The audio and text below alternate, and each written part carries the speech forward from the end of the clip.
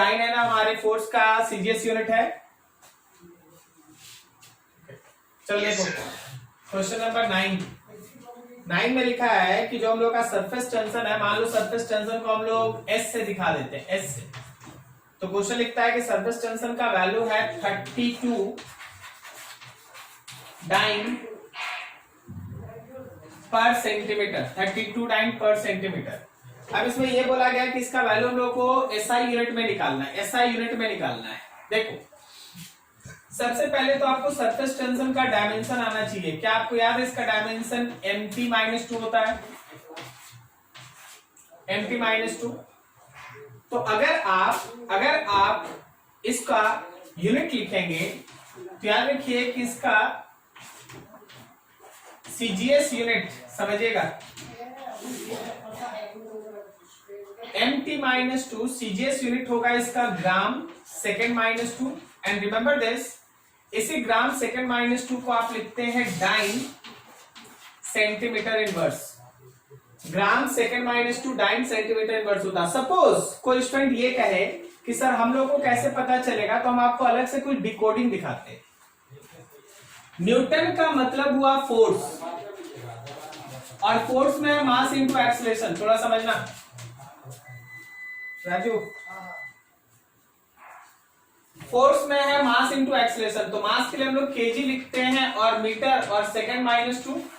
याद रखो इसको आप न्यूटन कहते हैं।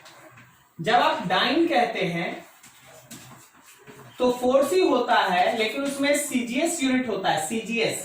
केजी के जगह पे ग्राम, मीटर के जगह पे सेंटीमीटर और सेकेंड माइनस 2। अब जरा गौर करो, यहां पे आ जाओ, देखना सब कुछ मिलता जुलता, आप कहीं से भी बनाइएगा सेम आंसर आता है। कोई बोलता नहीं सर हम इसी से इसको सॉल्व करेंगे, यहां से इसको बनाना चाहेंगे। तो देखो डाइन के जगह पे वहां देखो क्या ग्राम सेंटीमीटर सेकेंड माइनस 2 लिखा है, और बगल में सेंटीमीटर इनवर्स। तो ये दोनों कट गया, तो क्या बचा ग्राम सेकेंड पे पावर माइनस 2, वही तो यहाँ लिखा हुआ है ना।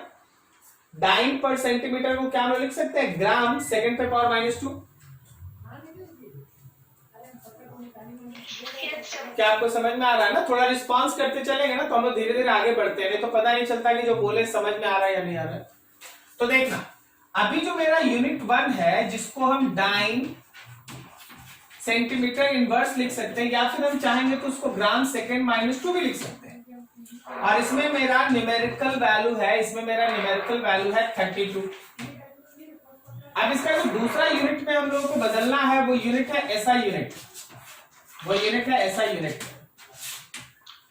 एसआई यूनिट ग्राम के जगह पे केजी आ जाएगा और सेकंड के जगह पे तो सेकंड ही रहेगा। ग्राम के जगह पे केजी, सेकंड के जगह पे सेकंड, डाइन हट जाएगा, न्यूटन आ जाएगा, और metre inverse, newton metre inverse. आप चाहे तो लिख सकते हैं, या तो आप लिख सकते हैं केजी सेकंड माइनस 2, या आप लिख सकते हैं न्यूटन पर मीटर, जो चाहो लिखो। अब इसका मतलब यह है कि जब हम सेकेंड यूनिट ले रहे हैं तो वह है केजी सेकेंड माइनस 2, और इसी का सेकेंड न्यूमेरिकल वैल्यू हमको निकालना है, यही सेकेंड न्यूमेरिकल वैल्यू निकालना है। अब तो यहां से आप सीखे हैं क्या हम लोग यहां से ऐसे सॉल्व कर सकते हैं, n1u1 divided by u2, n1u1 divided by u2 पढ़े होंगे आप लोग। तो न्यूमेरिकल वैल्यू हो गया 32, यूनिट 1 हो गया है इधर वाला ग्राम सेकेंड माइनस 2, और नीचे यूनिट 2 हो गया है केजी सेकेंड माइनस 2। आप इसको लिख सकते हैं 32, ऊपर में ग्राम और नीचे में केजी, और ब्रैकेट पे सेकेंड पे पावर माइनस 2 एंड सेकेंड पे पावर माइनस 2, ये दोनों कट गया। नीचे देखो यहाँ, दिस इज 32 ग्राम है, नीचे केजी के लिए 1000 है ग्राम। अब ये gram gram cancel, so it is 0.032, this is the value. देखो कुछ होगा वहां ऑप्शन,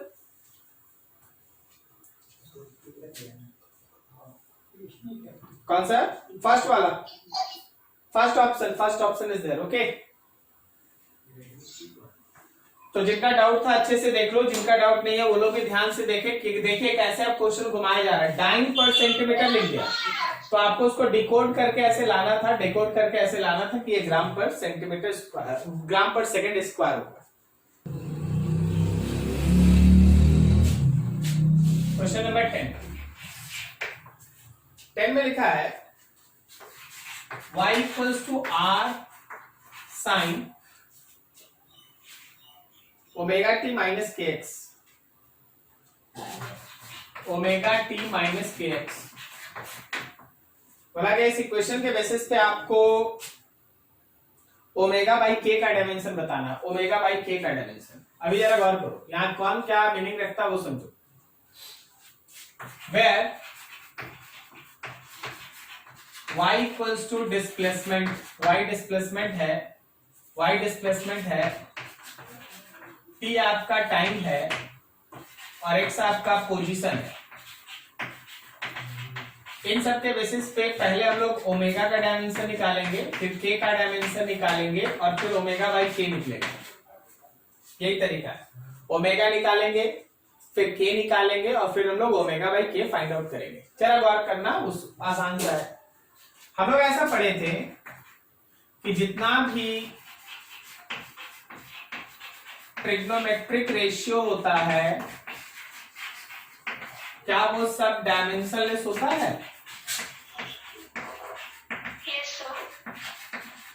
तो चलो अब जो तुम्हारे पास ट्रिग्नोमेट्रिक रेशियो है वह है sign omega T minus K x. This is overall should be dimensionless. ये ओवरऑल डायमेंशनलेस होगा। ये ओवरऑल डायमेंशन तभी होगा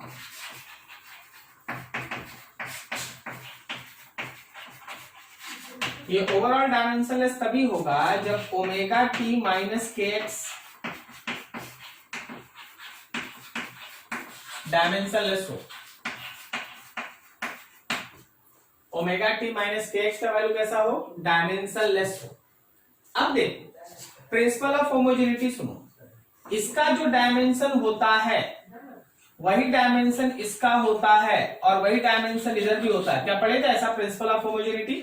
आप याद कीजिए, आपको सिखाया गया था कि a माइनस बी अगर c लिखा है तो इन तीनों का डायमेंशन सेम होगा। क्या सीखे थे आप ये? yes, तो इसका मतलब ये है कि अगर राइट हैंड साइड में डायमेंशनलेस है तो ये भी डायमेंशनलेस और ये भी डायमेंशनलेस है। ये दोनों डायमेंशनलेस क्वांटिटीज है। So we can conclude that omega T is suppose to be dimensionless. आप ओमेगा टी को डायमेंशनलेस माने, मतलब आप ओमेगा टी को 1 माने तो omega is equals to 1 by T. 1 by T is the dimension. ठीक है। सिमिलरली आपके पास जो kx है वो भी डायमेंशनलेस होगा। आपके पास जो kx है वो भी डायमेंशनलेस होगा। इसका मतलब kx इज इक्वल्स टू 1 या फिर k is equals to 1 by X. अब x क्या था भाई? तो x था पोजीशन, पोजीशन मतलब लेंथ 1 बाई l। तो अलग अलग अगर बात करें ना तो ओमेगा का डायमेंशन हो गया है t माइनस 1 ये वाला, k का डायमेंशन हो गया है l माइनस 1। सही जा रहे हैं? हम लोगों को क्या फाइंड करना है? हम लोगों को फाइंड करना है omega by k। Omega by k हाँ ठीक। ओमेगा t माइनस 1 और नीचे l माइनस 1, तो क्या ये l t माइनस 1 है? Omega by k is l t minus 1। देखो होगा कोई ऑप्शन?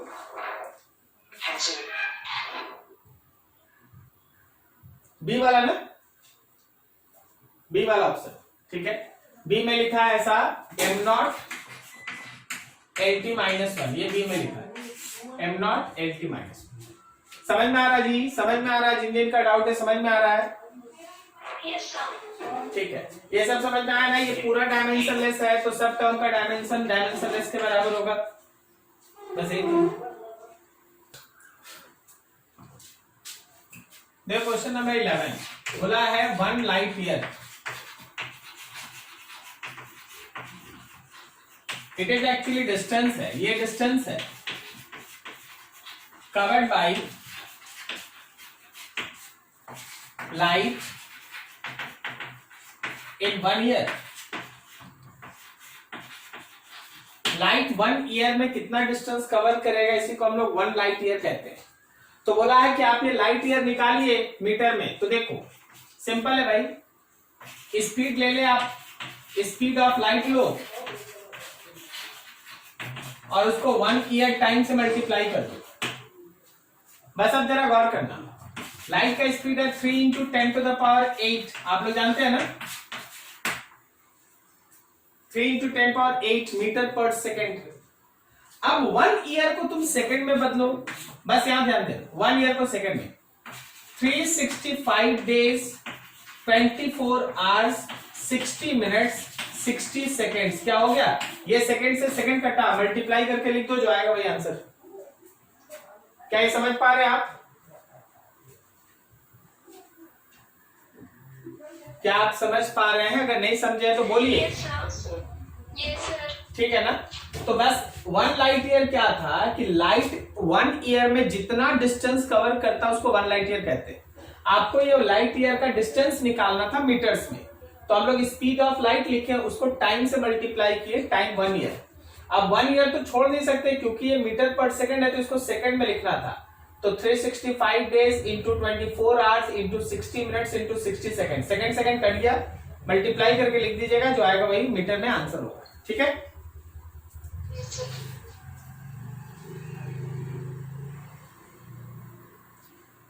अगला है 12 नंबर, लिखा है 1 slug is equivalent to 14.6 kg.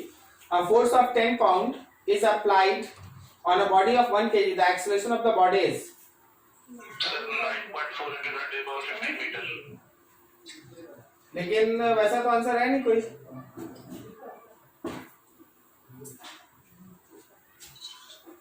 Multiplication में गलती हो गया शायद। ओके, देखो सबसे पहले ये बताओ कि 1 pound is equals to how many KGs? बोलो जी, 1 पाउंड कितना केजी के बराबर? 0.4537। वेरी गुड, हम लोग उसको 0.454 लिख देते। ओके, 0.454 केजी, ये आ गया पहला। अब क्वेश्चन ये इतना, a force of 10 pound, 10 pound का फोर्स लग रहा है, 10 पाउंड का फोर्स लग रहा है। Now F is equals to 10 pound, तो क्या ये मेरा 4.54 न्यूटन के अप्रॉक्स हो गया? सही है, तो लिख दो इसको, mass into acceleration is equals to 4.54 newton approx. Mass कितना दिया है? 1 केजी, मास दिया हम लोगों का 1 केजी, 4.54, 1 1 कैंसिल, तो acceleration is near about 4.54 metre per second square. 4.54 वही अप्रॉक्स, बी मान लो, बी मान लो लगभग। ठीक है, बी होगा लगभग।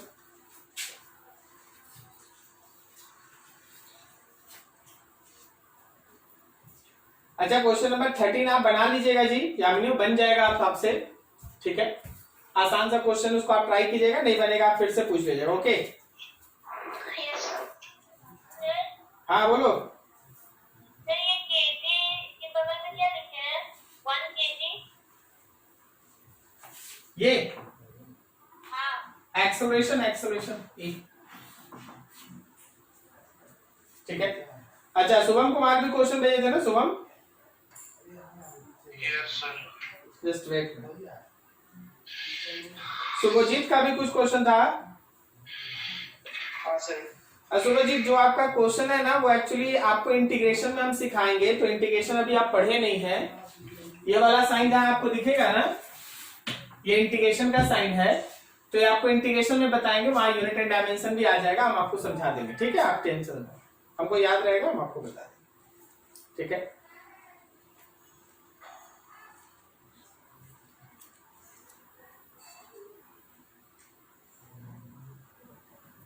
हाँ देखो शुभम का भी 2-3 क्वेश्चन, उसको भी देख लो। देखो लिखा है ऐसा, by the method of dimensional analysis derive the relation. अच्छा देखो जरा समझो, क्वेश्चन ये है कि S is equals to UT plus half KT square. Question बोल रहा है कि डायमेंशनल एनालिसिस से आप इसको डिराइव करके दिखाएं, लेकिन हम ही आपको लिखाए हैं और हम एकदम 100% सही है, ये गलत है। हाँ, कि डायमेंशन की मदद से कभी भी आप वैसे रिलेशंस को डिराइव नहीं कर सकते जिसमें एक से ज्यादा टर्म हो। क्या याद है आपको? Yes sir. हाँ, लेकिन ये क्वेश्चन कहता है कि आप इसको डायमेंशन से डिराइव करके दिखाएं। आप इसको डायमेंशन से डिराइव करके दिखाएं। डायमेंशनल एनालिसिस के बेसिस पे ये एक रॉन्ग क्वेश्चन है, लेकिन हमको पता है ये ऐसा क्यों पूछा, हम आपको बताते हैं। ये क्वेश्चन तुमसे ये कराना चाहता है कि आप इसको दो पार्ट में बनाएंगे।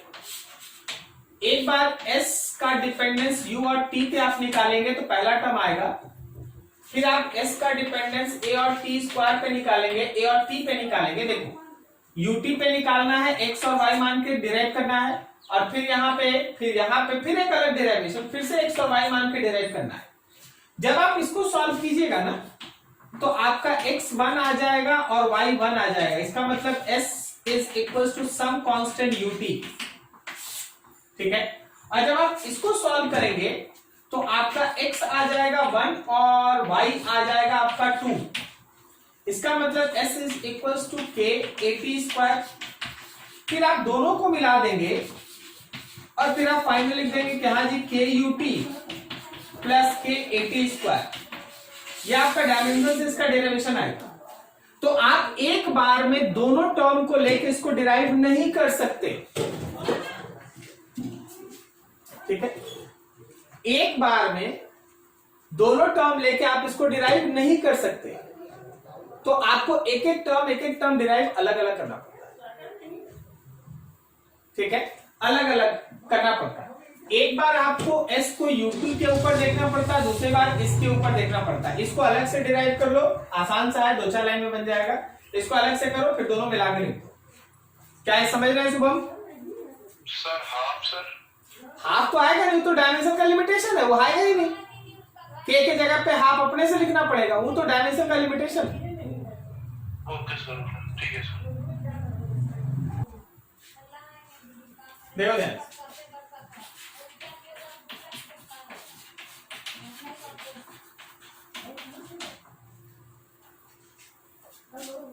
स्टीफेंस कांस्टेंट सिग्मा वैल्यू है 5.67 इंटू 10 टू द पावर -5 अर्ग सेकेंड इनवर्स सेंटीमीटर -2 केल्विन पे पावर -4, ठीक है। अब देखो इसमें सेकेंड इनवर्स सेंटीमीटर इन सबको आप पहचानते हैं, लेकिन अर्ग और जूल में एक रिलेशन होता है, वो तो ऐसे तुम्हारे क्वेश्चन में मेंशन है, ठीक है ना। अकॉर्डिंग टू क्वेश्चन जाओ तो क्वेश्चन तुमको ये दे दिया है कि 1 joule is equal to 10 to the power 7 erg. तो आप इसको बहुत आराम से है इसको कन्वर्ट कर सकते हैं। अगर आप नियम से चलिएगा, जैसे आप डायमेंशन में पढ़े हैं, अगर आप वैसे बनाने चलते हैं तो देखिए इसको सॉल्व कैसे करते हैं, एकदम रूल से जैसे आप पढ़े। पहले एक चीज ध्यान, जूल और अर्ग दोनों का अपना अपना अगर आप यूनिट लिखते हैं तो जूल को लिखा जाएगा kg मीटर स्क्वायर सेकेंड -2 और अर्ग लिखा जाएगा ग्राम सेंटीमीटर स्क्वायर सेकेंड -2, ठीक है। तो ओवरऑल मेरा सिग्मा जो हम लोगों का स्टीफेंस कांस्टेंट का अगर हम यूनिट लिखते हैं पूरा एकदम एक्सपेंडेड फॉर्म यूनिट का, केवल यूनिट पे ध्यान देना, तो अर्ग के जगह पूरा वैल्यू बैठाओ, ग्राम सेंटीमीटर स्क्वायर सेकेंड -2, फिर है एक सेकेंड -1, फिर है सेंटीमीटर स्क्वायर और फिर है केल्विन पे पावर -4, ठीक है। जरा गौर करना क्या ये सॉल्व करके ग्राम सेंटीमीटर पे 4 सेकंड पे -3 और केल्विन पे पावर -4 आया? ये सिग्मा का सीजीएस यूनिट है, ये सिग्मा का सीजीएस यूनिट है।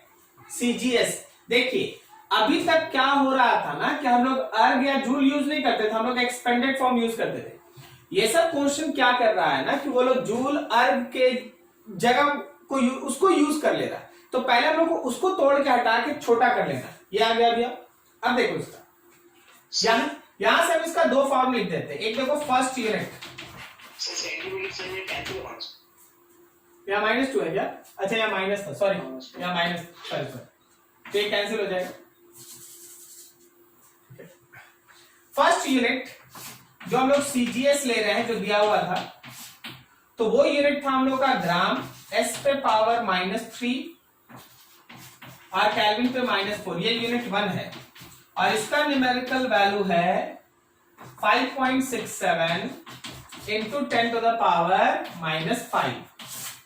अब इसी का सेकेंड यूनिट लो गई, जो हम लोग SI लिखेंगे, SI लिखेंगे। SI में तुम समझ पा रहा ना, ग्राम के जगह पे क्या लिखा जाएगा? Yes sir, KG. सेकेंड की जगह पे सेकेंड, केल्विन की जगह पे केल्विन। क्लियर है? और इसी का नया न्यूमेरिकल वैल्यू हम लोगों को निकालना है। अब यहां से तो आपको जाना पहचाना सब टर्म आ गया, जैसे आप हमेशा बनाते हैं, ठीक है।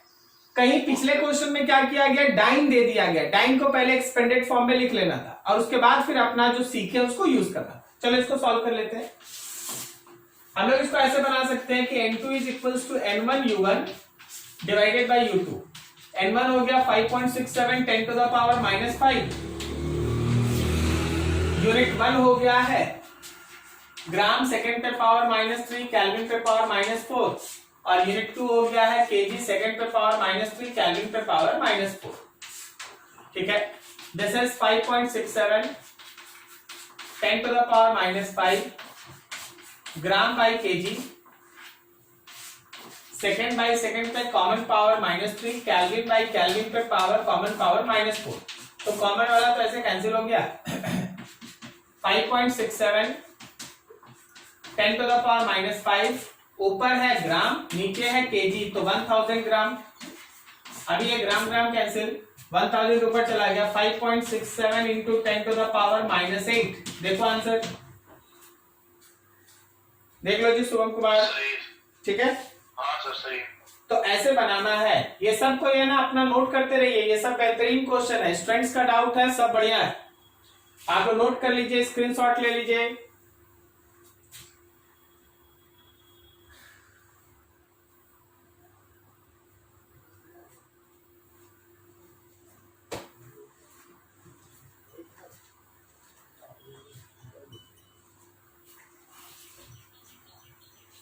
एक और क्वेश्चन इसी में, प्रूव दैट 1 जूल इज 10⁻7 अर्ग। देख भाई, जूल में ये लिख लेना, अर्ग में ये लिख देना, इसको प्रूफ करना है। तो न्यूमेरिकल वैल्यू ये दिया है, एक निकालना है, ठीक है। सॉल्व कर लेना, यहीं पे आंसर है। अगला जो क्वेश्चन पूछे हो ना, उसका आंसर यहीं पे छिपा है, यही बात। ये n1 हो गया, ये u1 हो गया, ये n2 निकाल लो, u2 तुमको मालूम है, ठीक है। ठीक है सर। चलो किसी का और कुछ? सर एक और क्वेश्चन है, ऊपर में, सबसे ऊपर में देखिए तो 5 नंबर से सबसे ऊपर में। एक मिनट,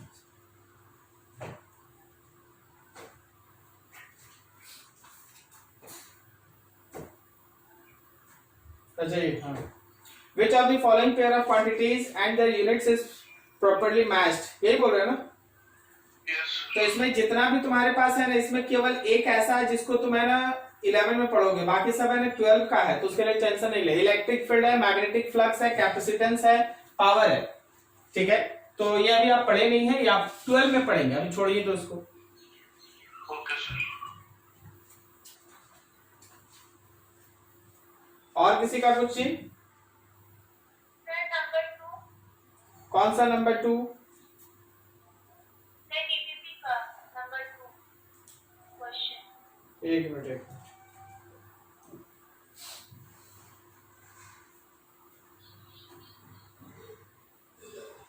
ये अभी आज पढ़ेंगे। आज हम लोग पढ़ेंगे इसको, यूनिट एंड डायमेंशन का, ठीक है। सॉरी, एरर एनालिसिस का।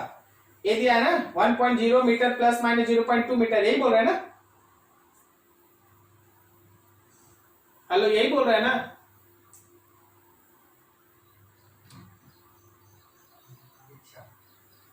हेलो दीक्षा, यही बोल रहे थे क्वेश्चन।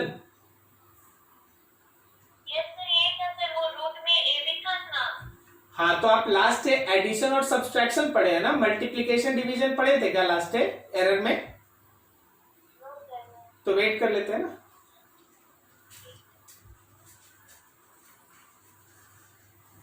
चलो ठीक, आगे बढ़ते हैं। ऐसे ही क्वेश्चन पूछना होगा। हाँ, ऐसे ही क्वेश्चन पूछना होगा। जब आप क्वेश्चन पूछते देखिए नया नया चीज सामने आता है। सब कोई क्वेश्चन बनाओ, सब कोई अपना अपना डाउट्स क्रिएट करो। होना ही है, अगर आप पढ़िएगा तो डाउट्स होगा। पढ़ना है तो डाउट होना ही है, इसमें कोई नया बात नहीं है। जिसको डाउट नहीं होता वो एक साइन देता है कि नहीं हम पढ़ाई नहीं कर रहे। जिनको डाउट हो रहा है इसका मतलब पढ़ाई हो रहा है। जब पढ़ाई होगा तब डाउट होगा। तो आपको डाउट पूछने में ऐसा नहीं सोचना है कि कोई मेरे पास में क्या सोचेगा, सर क्या सोचेंगे कि हमसे इतना नहीं बना या नहीं बना। देखो, हम आप मान लीजिए जैसे यामिनी हमसे है ना 5 डाउट पूछे, तो हम उनको 4 डाउट बताएं, एक छोड़ दिया, हम बोले फिर से ट्राई करना, नहीं बनेगा फिर पूछ ले। ठीक है, अभी मान लीजिए दीक्षा हमसे कोई क्वेश्चन पूछा, हम बोले कि नहीं जी अभी पढ़ाई नहीं हुआ, आज पढ़ा देंगे। तो जो अभी शुभम कुछ पूछा तो शुभम को बताया गया। फिर देखो उसका एक क्वेश्चन तो हम बीच में छोड़ दिया, हम बोले नहीं इसको अपने से बनाना, क्योंकि सब चीज तो हम नहीं बताएंगे, लेकिन जहां हमको लगेगा कि नहीं आपको बताना है हम बताएंगे बिल्कुल। ठीक है ना। तो आप लोग एकदम जैसे आज काम किए ना वैसे डेली काम कीजिए, डेली ऐसे ही पढ़ाई ही होता है। तो स्टार्ट करेंगे विथ मल्टीप्लीकेशन डिवीजन और उसके बाद फिर कुछ जनरल फॉर्मेट में भी जाएंगे।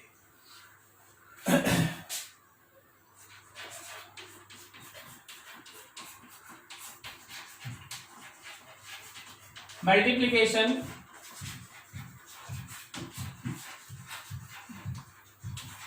यूजिंग एरर लिमिट,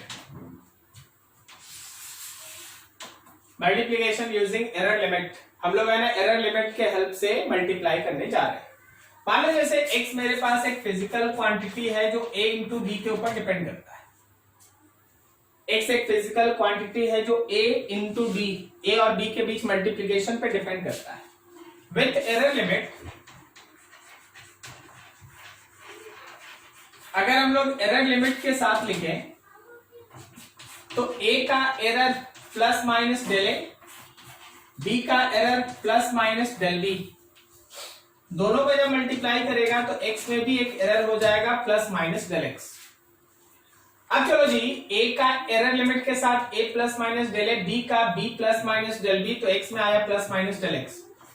इसमें मल्टीप्लाई करो a और b, a dot b plus minus a dot del b plus minus b dot del a plus minus del a del b, और लेफ्ट हैंड साइड में x plus minus del x। जरा गौर करना, क्या ये x और a b बराबर है? तो x के साथ a b कैंसिल, तो लेफ्ट हैंड साइड में है प्लस माइनस डेल x और राइट हैंड साइड में गौर करो plus minus a dot del b plus minus b dot del a और plus minus del a dot del b। ये चीज आया, कोई दिक्कत किसी को? ठीक है ना, यहां तक ठीक। अब जरा गौर करना, समझना। देखो del a and del b are small, obviously error है तो छोटा ही होता है। आप इतना पढ़ाई कर रहे हैं, आप देख ही रहे हैं 10 plus minus 0.1, 20 plus minus 0.2, like that. मतलब जो एरर होता है वो काफी छोटा होता है। अभी हम आपको एक छोटा सा मल्टीप्लिकेशन दिखाते हैं, ध्यान से देखिएगा। आप है ना 0.2 लीजिए और 0.1 लीजिए, क्या ये 0.2 और 0.1 छोटा है? बिल्कुल। अब जब आप इन दोनों को मल्टीप्लाई कीजिएगा ना तो देखिए ये 0.02 हो गया। बताओ ये मल्टीप्लिकेशन के बाद का जो रिजल्ट है वो दोनों के इंडिविजुअल वैल्यू से बढ़ गया या घट गया? बढ़ गया या घट गया? बोलो, बढ़ गया या घटा है वो मल्टीप्लिकेशन के बाद का रिजल्ट? घट गया। तो देख डेल ए और डेल बी छोटा तो था, बट जब तुम इन दोनों को मल्टीप्लाई करेगा इज वेरी स्मॉल, वो और भी छोटा हो जाएगा। ठीक है, डेल ए स्मॉल है, डेल बी स्मॉल है, लेकिन उसका multiplication is very very small. उसका जो मल्टीप्लीकेशन होगा वो बहुत बहुत छोटा हो जाएगा। तो फिजिक्स क्या करता है,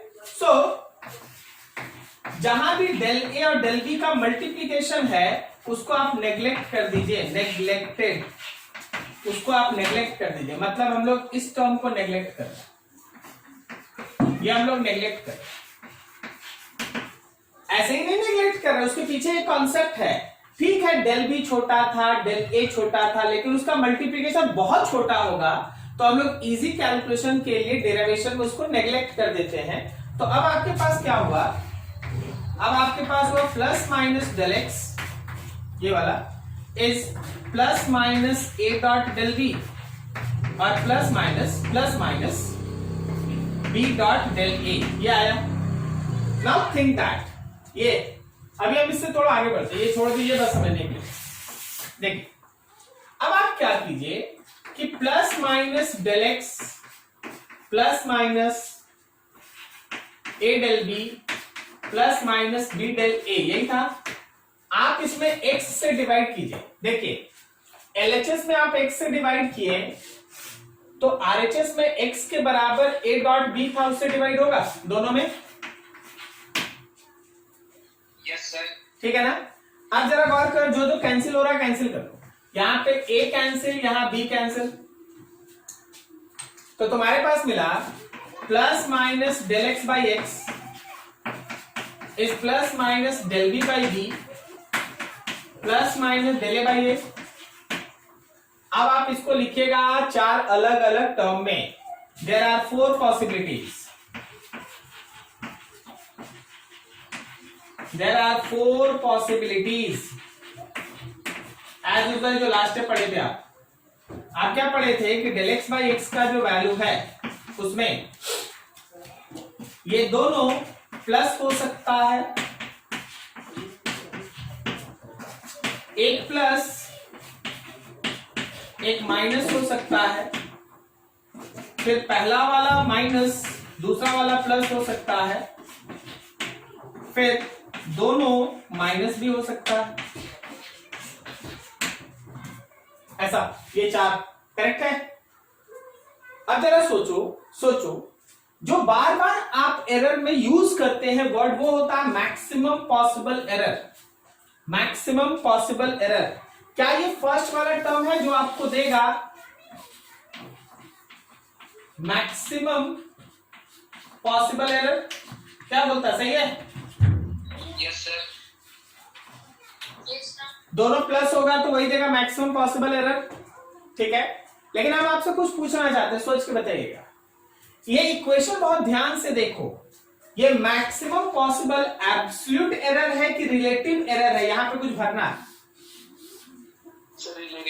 रिलेटिव एरर है, वेरी गुड, क्योंकि इसमें डिवाइड है तो ये मैक्सिमम पॉसिबल रिलेटिव एरर है, रिलेटिव एरर। ठीक है, so what is the conclusion? Conclusion is that कि जब हम लोगों के पास मल्टीप्लीकेशन होता है सो मैक्सिमम पॉसिबल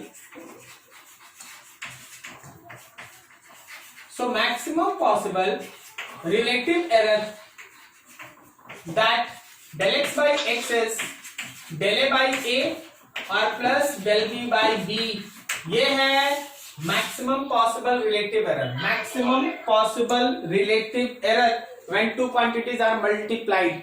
जब भी आपका दो क्वांटिटी मल्टीप्लाई होगा उसमें मैक्सिमम पॉसिबल रिलेटिव एरर आप वैसे निकालेंगे। कोई दिक्कत समझने में?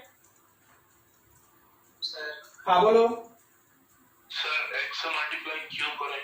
कहाँ? डिवाइड क्यों करेंगे? यहाँ यस सर। हाँ, अगर तुम नहीं करेगा, कुछ होने नहीं जा रहा, तो फिर हम यहाँ पे क्यों x से डिवाइड कर दिए? देखिए हम आपका काम सॉर्ट किया है क्योंकि आपको नहीं पता कि इसका क्वेश्चन कैसे आता है और हमको पता है कि इसका क्वेश्चन कैसे आता है, बस यही अंतर है। बात समझ रहे हैं हम क्या बोल रहे हैं? हमको मालूम है कि जब भी मल्टीप्लीकेशन वाला क्वेश्चन रहता है, अच्छा यही काम हम पिछले दिन तो नहीं किए थे, समझ रहे हो जी? क्योंकि उसका क्वेश्चन एब्सोल्यूट एरर पे बेस्ड होता है और जब मल्टीप्लीकेशन और डिवीजन होता है ना तो वो रिलेटिव एरर पे बेस्ड होता है। इसलिए हमको पता है कि आप अगर मान लीजिए 50 क्वेश्चन इसका बनाइएगा तो 40-45 क्वेश्चन में रिलेटिव एरर ही रहेगा, तो हम ही क्यों ना उसको रिलेटिव एरर में बदल दे, ठीक है ना। ओके तो रिलेटिव एरर से इसका ज्यादा क्वेश्चन होता है, इसलिए उसको जानना चाहिए। क्लियर है? Okay sir. अच्छा, इसको नोट करो थोड़ा, फिर हम कोई डाउट है पूछ लो, फिर हम इसमें और चीज दिखाते हैं और आगे।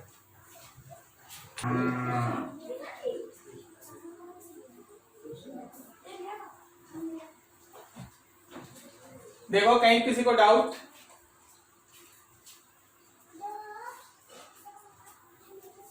नहीं, चलिए ठीक। अभी देखिए, अब इसके बाद हम डेरिवेशन नहीं करेंगे, ठीक है। इसके बाद जो मल्टीप्लिकेशन के बाद डिवीजन आएगा उसका डेरिवेशन नहीं करेंगे। हम आपको एक चीज बता देते हैं, एरर में कभी माइनस नहीं होता। रीजन ये है कि आप हमेशा लिखेंगे मैक्सिमम पॉसिबल एरर। एडिशन और सब्सट्रैक्शन में आप लिखेंगे maximum possible absolute error. Multiplication और डिवीजन में आप लिखेंगे मैक्सिमम पॉसिबल रिलेटिव एरर। कभी भी एरर में माइनस नहीं होता, क्योंकि आप जब भी मैक्सिमम लिखते हैं वो हमेशा प्लस में ही रहेगा। तो अगला जो डिवीजन है उसका हम डेरिवेशन स्किप करेंगे, उसमें हम सीधा रिजल्ट लिखेंगे, वो भी यही आएगा, एकदम सेम आएगा, सेम। ठीक है, अब देखो ये क्या होता है, हम आपको समझा।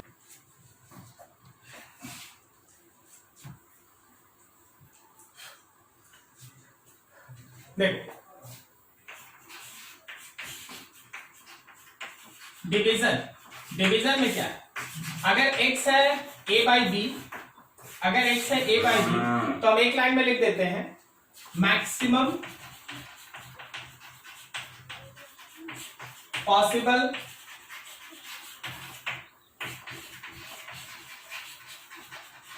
Relative error. अच्छे से समझना भी, वापस वही सारा डेरिवेशन होगा, लेकिन जब मैक्सिमम का बात आएगा आप याद रखिएगा, फिर से आप ऐड कीजिएगा। तो डिवीजन है तो आप ऐसे जाते हैं, x is equal to a by B, maximum possible relative error is this. देखना जी, अभी जो शुभम पूछा था हम आपको उसमें और चीज बताते हैं। ये है तुम्हारा इसका मैक्सिमम पॉसिबल रिलेटिव एरर। कोई अगर बोल दे कि मैक्सिमम पॉसिबल एब्सोल्यूट एरर लिखो, एब्सोल्यूट एरर। अरे भाई मैक्सिमम पॉसिबल एब्सोल्यूट एरर तो डेल एक्स होता है, तो डेल एक्स के लिए क्या करेगा, एक्स को ले जाकर उधर मल्टीप्लाई कर ले, मतलब del A by A plus del B by B को एक्स से मल्टीप्लाई कर दो, यही होगा ना। बोलो जी, समझ में आया? एब्सोल्यूट एरर लिखना है तो डेल एक्स लिखना है ना, तो एक्स ले जाकर मल्टीप्लाई कर दिए। एक्स का मल्टीप्लाई कहने का मतलब क्या है, एक्स का मल्टीप्लाई कहने का मतलब है, x का मल्टीप्लाई कहने का मतलब है a बाई बी का मल्टीप्लाई।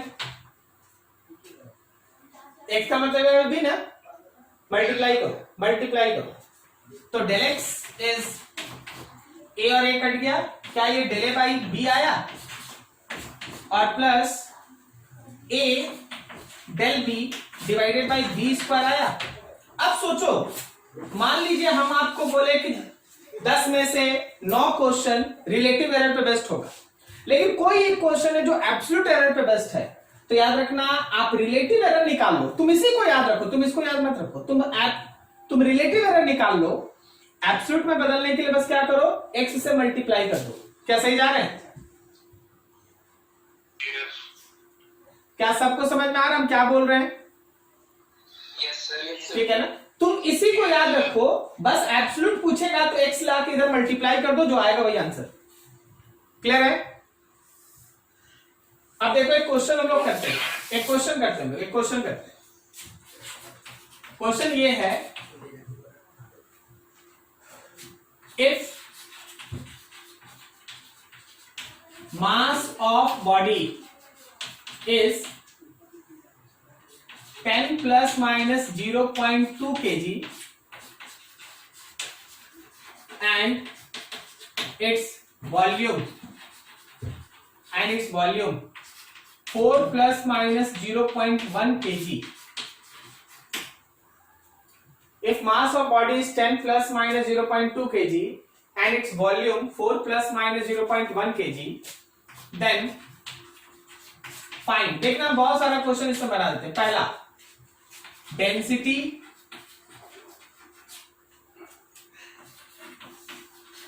विदाउट एरर, बिना एरर के डेंसिटी मान लो निकालना है। दूसरा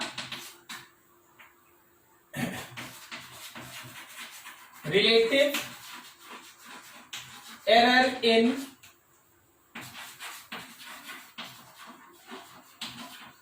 measurement of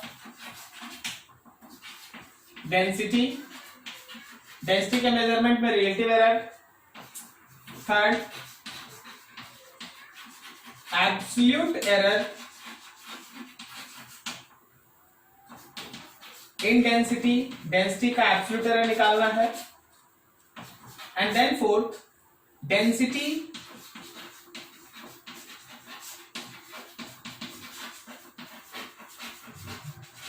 with error limit, density लिखना है एरर लिमिट के साथ। ठीक है, ये 4 क्वेश्चन एक में बना। सबसे पहले ये बताओ मास और वॉल्यूम को कैसे रिलेट करेगा कि डेंसिटी मिल जाएगा? Sir mass per unit, mass into volume, sir mass per unit volume sir, mass by volume ना। Yes sir. हाँ, तो देख डेंसिटी का सिंबल है ये रो, मास बाई वॉल्यूम, तो क्या ये डिवीजन पे बेस्ड है? क्या ये क्वेश्चन डिवीजन के कॉन्सेप्ट पे बेस्ड है? ठीक है। अच्छा, इसी में देखो, अगर हम तुमको डेंसिटी और वॉल्यूम दे देते और मास से रिलेटेड बात करते तो वो क्वेश्चन किस पे बेस्ड हो जाता? मल्टीप्लीकेशन पे। ठीक है ना, तो ये सब समझना है। अब देख यहाँ पे पहला क्वेश्चन जब हम लोग सॉल्व किए तो बिना एरर के सोचना है, तो density is equals to mass के जगह पे 10 लो और वॉल्यूम के जगह पे 4 लो, सो इट इज 2.5 kg पर मीटर क्यूब। ठीक है ना। अच्छा, यहाँ पे वॉल्यूम है ना, kg मीटर क्यूब, kg पर मीटर क्यूब। अब दूसरा देखो, हम लोगों को रिलेटिव एरर निकालना है, तो del rho by rho like that, del X by X is equals to del M by M plus del B by B. जैसे यहां लिखा ना del A by A del B by B, वैसे ही del M by M del B by B. So del rho by rho is equals to del M का value कितना, तो 0.2, M है 10, डेल बी कितना 0.1, यहां है 4। सही जा रहे हैं? So del rho by rho is equals to, क्या नीचे में 10 और 4 का एलसीएम हम लोग 20 ले लें, तो यहाँ पे 2 टाइम्स हुआ 0.4 और वहां 5 टाइम्स हुआ 0.5, तो can it comes to be 0.9 by 20। क्या आप समझे? तो देखो सेकंड क्वेश्चन पढ़ लो, relative error in measurement of density, this is your answer. Relative error 0.9 by 20 या 9 बाई 200, जो लिखना लिख लो। चलो थर्ड के लिए क्या करें सोच के बता, कोई भी थर्ड के लिए क्या करेंगे बोलो?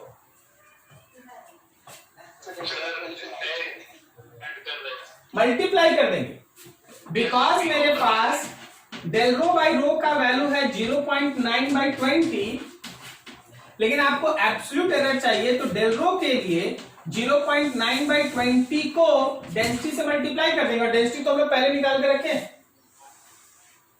सो del rho is 0.9 by 20 multiply with 2.5, 2.5 से ये कटा 8 times, so your answer is 0.9 by 8।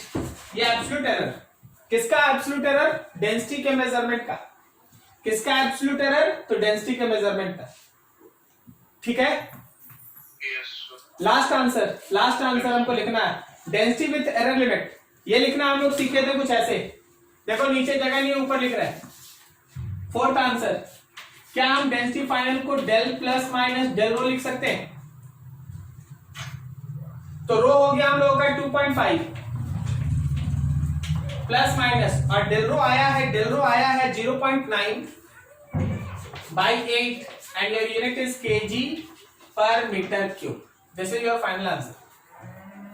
एक एक लाइन को समझने का कोशिश कीजिए, फिजिक्स यही है, आपको थ्योरी बताया जाता है, उस पर आपको न्यूमेरिकल बनाना होता है। फिर से हाँ, फोर्थ में लास्ट देखना, लास्ट के कॉपी पे देखना, हम आपको सिखाए थे कि अगर आप फाइनल आंसर लिखते हैं एरर लिमिट के साथ तो mean value plus minus del Y लिखते हैं, याद है आपको? Yes sir. तो आज जब आप डेंसिटी लिख रहे हैं तो डेंसिटी का जो वैल्यू आया है बिना एरर का प्लस माइनस जो डेंसिटी का एब्सोल्यूट एरर आया है, जैसे डेल वाई है वैसे डेल रो है, ओके वही वहां पे लिखा हुआ है। क्लियर है? Yes sir. अभी सब कुछ सुनिएगा ध्यान से, स्क्रीनशॉट तो आप ले लीजिए, लेकिन 2 मिनट समय देके एक एक लाइन पढ़िए।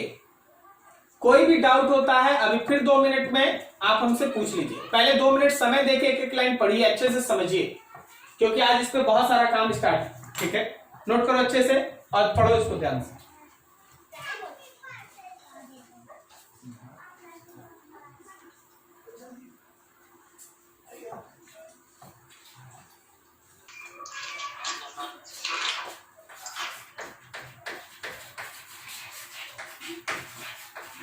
A velocity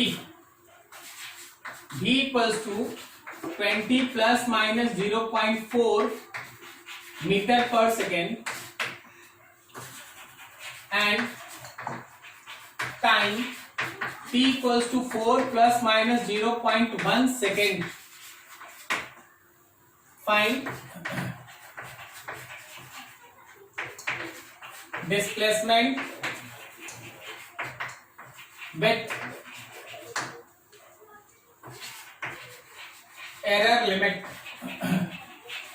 आपको डिस्प्लेसमेंट निकालना है एरर लिमिट के साथ, मतलब हम एक बार में ये फोर्थ वाला पूछ लिए, तो पहले तुम लोग रिलेटिव एरर निकालो, पहले बिना एरर का निकालो, फिर रिलेटिव एरर निकालो, फिर एब्सोल्यूट एरर निकालो, बाद में ये आंसर लिखो। हम सीधा फोर्थ वाला पूछे, बढ़ाओ।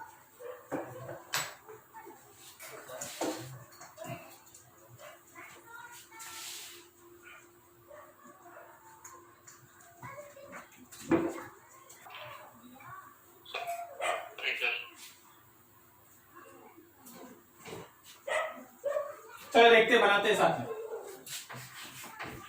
सबसे पहला ही लाइन में बहुत कोई गलत कर दिया कि जो आप डिस्प्लेसमेंट लिख रहे हैं प्लस माइनस 3.6 मीटर। हाँ हो सकता है, वेरी गुड। डिस्प्लेसमेंट को डी लिखते हैं तो वो वेलोसिटी इनटू टाइम होता है भाई, तो यहाँ मल्टीप्लिकेशन वाला कॉन्सेप्ट लगेगा। ठीक है, आप लोग डिवाइड कर रहे हैं। Displacement is equal to velocity into time, तो विदाउट एरर वेलोसिटी में 20 लेंगे और टाइम में 4 लेंगे तो ये 80 मीटर आएगा। अब देखो, नाउ फॉर एरर, अब हम लोग एरर के लिए काम कर रहे हैं। ये मल्टीप्लिकेशन, तो डिस्प्लेसमेंट का error by displacement is equals to velocity का error by velocity plus time का error by time. Then del D by D is del V का value 0.4 divided by 20 plus del T 0.1 divided by 4। चलो इसको solve करते हैं अच्छे से। So you get that कि del D by D is equals to, नीचे में ले लिया है 20 एज एलसीएम, तो यहाँ पे तो 0.4 रहा, लेकिन यहाँ 5 टाइम्स हो गया तो 0.5 आ गया, ये हो गया 0.9 बाई 20। अब देख, अगर हम तुमसे पूछते what is the relative error in measurement of displacement, पूरा क्वेश्चन दिमाग में रखना, relative error in measurement of displacement, then this is your answer. क्या समझ में आया? Yes sir. ये क्या है एक बार हम लिख देना चाहते हैं, ये क्या है? This is relative error in displacement, ये डिस्प्लेसमेंट का रिलेटिव एरर। लेकिन अब हम यहां से निकालेंगे absolute error in displacement. Now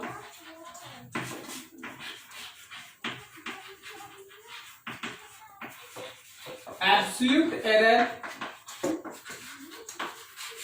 in displacement, that del d by d is equals to कितना आया अभी तक? 0.9 by 20। तो क्या मेरे del d का वैल्यू 0.9 by 20 इंटू डी आएगा? d का वैल्यू 80 आप पहले से निकाल चुके हैं, so del d will be equals to 0.9 by 20 into 80, 20 से कटा 4 times multiply, then del D will be equal to 3.6।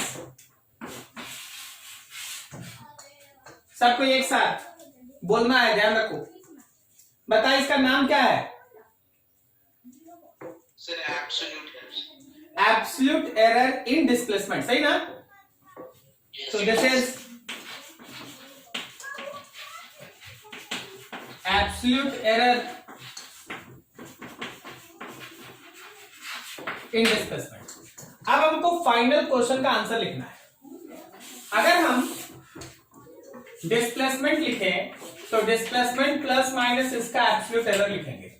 Displacement है 80 और एब्सोल्यूट एरर है 3.6 यूनिट है मीटर। Very good. कोई बताया था 80 प्लस माइनस 3.6।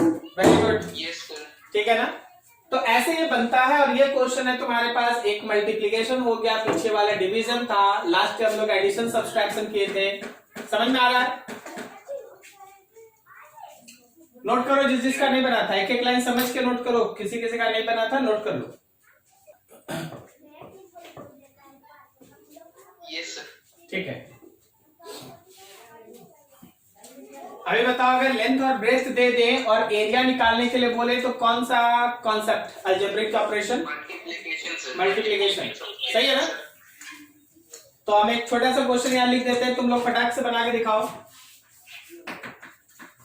मान लो लेंथ है हम लोगों का 4 प्लस माइनस 0.1 मीटर और मेरा ब्रेथ है 2 plus minus 0.1 metre. Then area बताइए भाई, एरर लिमिट के साथ एरिया बताओ। एकदम फाइनल आंसर जैसे वो लिखे थे वैसे फाइनल आंसर लिख के बताओ।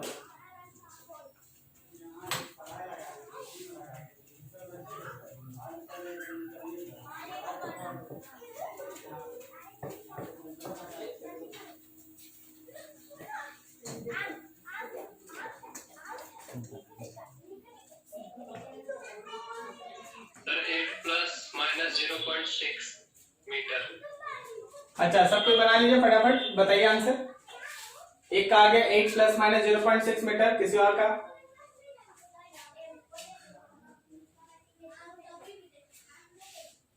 अब इसको बनाते नहीं, आपके भरोसे छोड़ देते हैं, ठीक है? जिनका बन गया बढ़िया, जिनका नहीं बना बनाएंगे।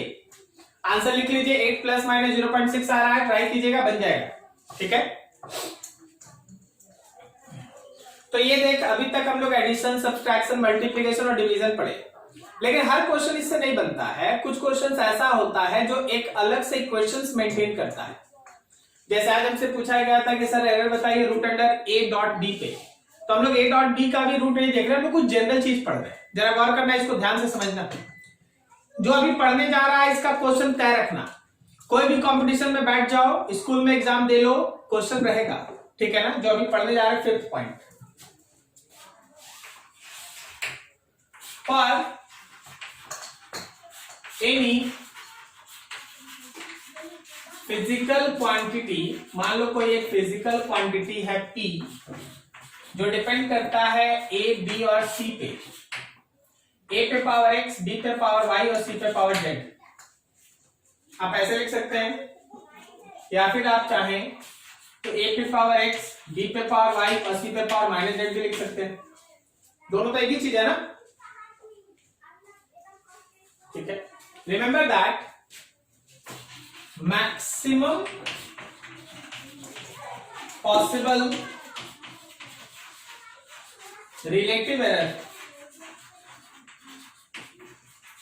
इन P का जो मैक्सिमम पॉसिबल रिलेटिव एरर है डेल P बाई P, वो होता है जो इसका पावर है उसको आगे रखो, del A by A, plus जो B का पावर है उसको आगे रखो, del B by B, plus जो C का पावर है उसको आगे रखो, del C by C। This is maximum possible relative error in measurement of P।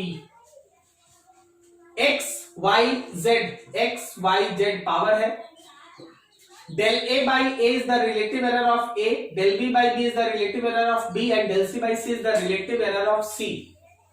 ठीक है, ये तीनों आपको लेके चलना है। जो सबसे इंपॉर्टेंट बात है जिस पे स्टूडेंट का ध्यान देना चाहिए, कि पावर चाहे प्लस है या माइनस, एरर में प्लस ही है। क्या आपको समझ में आ रहा है जो आप 3 डेरिवेशन किए उसमें कैसे आ जाता है प्लस? क्योंकि आप हमेशा क्या लिखते हैं, मैक्सिमम पॉसिबल रिलेटिव एरर या मैक्सिमम पॉसिबल एब्सोल्यूट एरर, तो एरर में कभी भी माइनस नहीं होता। रिमेंबर दिस लाइन, एरर के कैलकुलेशन में कभी भी माइनस नहीं होता। क्लियर है? ठीक है, तो ये रहा। अब इसमें हम एक चीज और लिखते हैं, थोड़ा भी देखना, अभी क्वेश्चन बनाएंगे इस पे एक से। अच्छा, अगर हम दोनों तरफ del p बाई पी को 100 से मल्टीप्लाई कर दें, तो आप del a बाई ए में भी 100 से मल्टीप्लाई कर सकते हैं, आप del b बाई बी में भी 100 से मल्टीप्लाई कर सकते हैं, और आप del c बाई सी में भी 100 से मल्टीप्लाई कर सकते हैं। सही है? अब देखिए, जब आप रिलेटिव एरर में 100 से मल्टीप्लाई कर लेते हैं, ये क्या बन जाता है?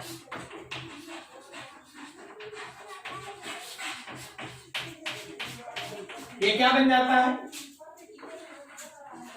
Percentage error of P. उसी तरह x times of percentage error of A plus y times of percentage error of B plus z times of percentage error of C, z times of percentage error of C. Power पे ध्यान रखना, बस power से सामने लाके multiply कर देना है, सबको जोड़ देना है। पावर जो भी रहता है उससे आगे लाके मल्टीप्लाई करना है, सबको जोड़ देना है। ठीक है, परसेंटेज एरर, रिलेटिव एरर जो निकालना निकालिए। अभी देखिए, अभी हम आपको एक छोटा छोटा एग्जांपल से हम आपको दिखाते हैं।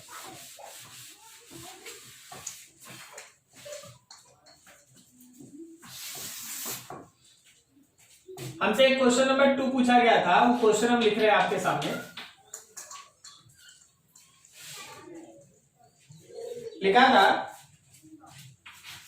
ए है 1.0 metre plus minus 0.2 metre, 1.0 plus minus 0.2 metre, ये ए है। और फिर बी है 2.0 प्लस माइनस 0.2 मीटर। ऐसा बोला गया है, आपको P निकालना है जो root under A dot B है, ये निकालना है आपको। Correct value of root under this, ये निकालना है आपको।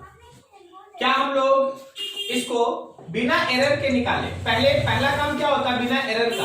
अगर हम बिना एरर के इसको निकाले, ये हम लोग को बताना है विद एरर लिमिट, ये हम लोग को एरर लिमिट के साथ बताना है। अब देखो कैलकुलेशन ध्यान से समझना। क्या हम P को बिना एरर के अगर लिखे तो A के जगह पे 1 और B के जगह 2 लिख दे तो रूट 2 आ गया बिना एरर का।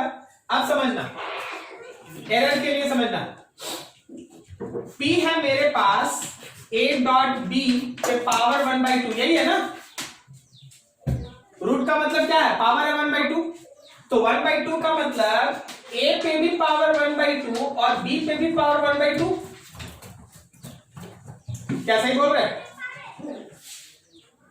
yes sir, थोड़ा रिस्पांस करते जाना है। तो क्या हम del P by P is equal to 1/2 आगे करके del A बाई A और 1/2 आगे करके del B बाई B लिख सकते हैं? पावर को आगे करके पावर आगे कर दी, ठीक है ना?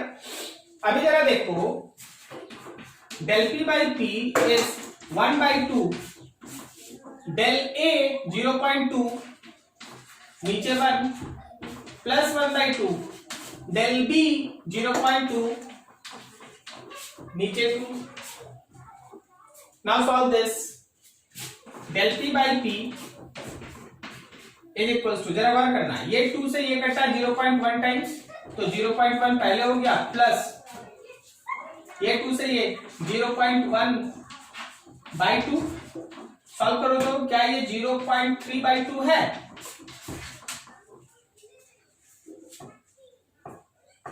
समझे जी? नहीं समझा?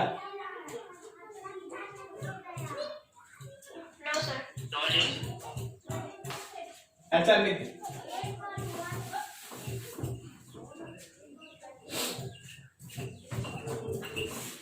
क्या हम लोग इन दोनों का पूरा LCM 2 लेंगे? फिर यहां ये 0.2 और यहां 0.1 होगा, तो क्या मेरा डेल P बाई P 0.3/2 आया? समझ में आ रहा, समझ में आ रहा? हाँ ठीक है। अब थोड़ा जगह कम है, थोड़ा दिमाग लगा। क्या हम यहां से डेल P अगर लिखने जाएंगे, केवल डेल P लिखना है, डेल P, तो हम 0.3/2 को P से मल्टीप्लाई करते हैं।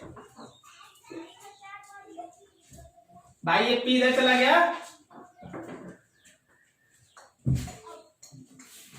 यस सर, सबको समझ में आ रहा है? यस ठीक है। अब जरा गौर कर, थोड़ा जगह का कमी हो गया, इसीलिए हम लोग को है ना थोड़ा सोच में पड़ जाना पड़ता। हम रफ भी नहीं कर सकते अभी, क्योंकि बहुत कुछ है। इधर देख, इधर देख, तो क्या वहां से डेल P का वैल्यू 0.3/2 और P वहां निकाल रखे हैं, P यहां निकाल रखे हैं √2, तो क्या ये 0.3/√2 आया? इससे ये कटेगा ना √2। Yes sir. तो फाइनल आंसर क्या लिखेंगे? P plus minus del P। तो P कितना आया था? √2 और प्लस माइनस डेल P कितना आया है? डेल P कितना आया है? 0.3/√2। This is your answer. ठीक है, तो क्वांटिटी है ना इस तरह से चलता है। हाँ, बस आप उसको सॉल्व करके पुट कर दीजिएगा। √2 का वैल्यू आप जानते हैं क्या? 1.41 रख के सॉल्व कर देना, जो आएगा वही आंसर। एक एक लाइन समझो शुरुआत से। पहले तो मेन चीज इधर है, कोई भी फिजिकल क्वांटिटी अगर A पे पावर x, B पे पावर y और C पे पावर z पे डिपेंड करता है, या पावर में माइनस हो, फर्क नहीं पड़ता। जब आप उसका मैक्सिमम पॉसिबल एरर निकालते हैं तो सभी पावर आगे आके उसका मल्टीप्लिकेशन हो जाता है। This is very very very very important. जितना वेरी लगाना लगा लो, वेरी वेरी इंपॉर्टेंट क्वेश्चन रहेगा ही रहेगा। ये ले, अब क्या किए, सब में 100 से मल्टीप्लाई कर दिए। LHS में किए तो RHS में भी कर दिए। जब आप 100 से मल्टीप्लाई किए तो सब में 100 आया। एक बार जब रिलेटिव एरर 100 से मल्टीप्लाई हो, that is called percentage error. ये परसेंटेज एरर P का x टाइम्स यहां से यहां परसेंटेज एरर A का, y टाइम्स यहां से यहां परसेंटेज एरर B का, z टाइम्स यहां से यहां परसेंटेज एरर C का। ये तीनों लिख दिए।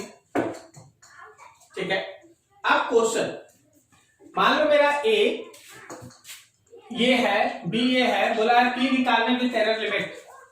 तो पहले तो P को बिना एरर के निकाले, √2 आया। फिर P को हम उस तरह के फॉर्मेट में बदले, तो A पे पावर हाफ और B पे पावर हाफ। तरीका सीखे हैं कि जो भी पावर होता है वो आगे आके मल्टीप्लाई हो जाता है। तो पावर 1/2 से डेल बाई ए, 1/2 से डेल बाई बी, कैलकुलेशन के यहां तक पहुंचे। तो ये जो मिला इसका नाम बताओ, तो ये क्या है? ये जो मिला है उसका नाम बताओ, क्या है ये? Relative error. अब इस रिलेटिव एरर से निकाले एब्सोल्यूट एरर, सही है? उसके लिए P से मल्टीप्लाई कर दिए। फिर मेरा एब्सोल्यूट एरर आया ये, और finally your answer is physical quantity plus minus absolute error. This is your answer. Clear है?